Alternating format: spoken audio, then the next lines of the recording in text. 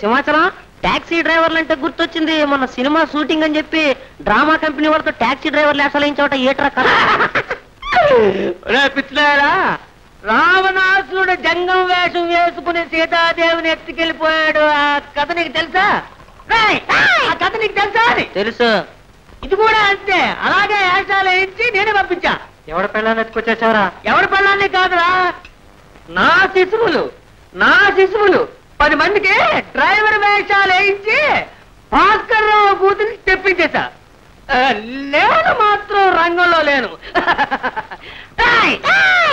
ఈ విషయం ఎక్కడైనా చెప్పావా నా పని క్లైమాక్స్ అయిపోతున్నా. నన్ను తప్పకండి ప్లీజ్, మీకు అల్లం పెడతాను. నన్ను తప్పొద్దు. వాడిని నాగలోకంలోకి తోసేయండి. వద్దు, నన్ను తప్పొద్దు.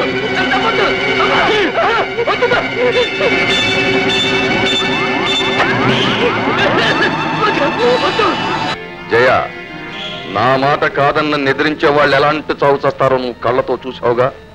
నీ తల్లి కూడా అలాంటి దుర్మరణం పాలు కాకుండా ఉండాలి అంటే మర్యాదగా ఈ దస్తావేజ్ మీద సంతకం చెయ్యి. వద్దు జయ, నువ్వు సంతకం పెట్టొద్దు. నా ప్రాణాలు కాపాడటం కోసం ఆస్తింతా ఈ దుర్మార్గులకి రాసిచ్చి నీ జీవితం నాశనం చేసుకోవద్దు. అనవసరంగా సలహాలిచ్చి మీ ప్రాణాలకు ముప్పు తెచ్చుకోవద్దు.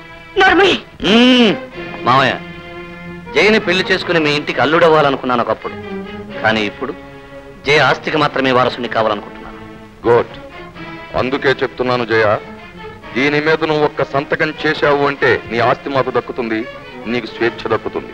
నువ్వు ప్రేమించిన రాజాతో నువ్వు సుఖపడాలి అంటే దీని మీద ఒక్క సంతకం. నీ ప్రాణానికి ప్రాణమైన నీ తల్లిని దక్కించుకోవాలి అంటే ఒకే ఒక్క సంతకం. వద్దు జయ, వాళ్ళ బెదిరింపులకి జడిసి సంతకం మాత్రం చేయొద్దు.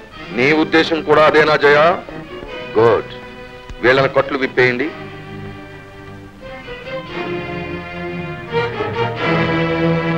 ఆవిడ్ని నాగలోకంలోకి తోసేయండి. ఆగండి, నువ్వు కోరినట్టు సంతకాలు చేస్తాను, కానీ మామను మాత్రం చంపద్దు. జయ, రేపో మాపో చావబోతుంది నా కోసం. నువ్వు నీ ఆస్తిని వదులుకోకమ్మా. అమ్మా, పుట్టిన దగ్గర నుంచి నీ ఆన్న పాలనాకి ఎలాగూ నోచుకోలేకపోయాను.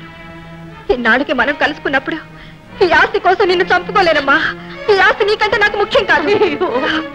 నేను సంతకం చేస్తాను. వద్దమ్మా, వద్దు తల్లి, నా మాట విను తల్లి.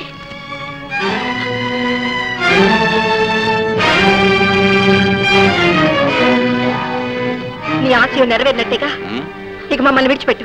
గుడ్, మీరు వెళ్ళొచ్చు.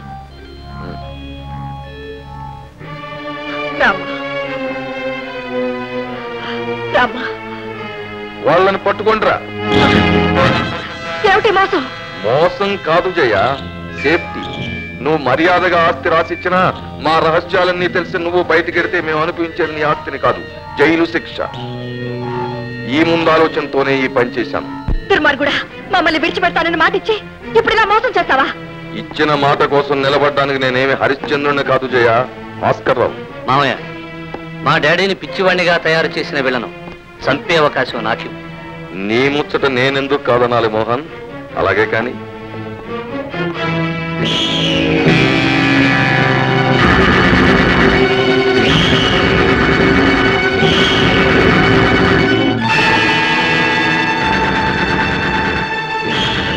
ఉస వినిపించదు, పాము కనిపించదు. ఒక్క దెబ్బతో నాగలోకంలోంచి స్వర్గలోకంలో.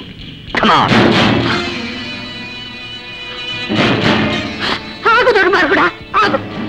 భాస్కర్ రావు, నువ్వు నాకు ఎన్నో అన్యాయాలు చేశావు, సహించాను. కానీ నా ప్రాణానికి ప్రాణమైన నా కూతురి ప్రాణాలు తీస్తే మాత్రం నేను భరించలేను భాస్కర్ రావు, నేను భరించలేను. ఆల్రైట్, నీ కూతురు చావు నువ్వు చూడలేకపోతే ముందు నిన్ను చంపి ఆ తర్వాతే నీ కూతురుని చంపుతా. నీకు దండం పెడతాను, కావాలంటే నన్ను చంపు, మా అమ్మని మాత్రం చంపద్దు. అయ్యయ్యో పాపం, ఇద్దరివి జాలిగుండలే.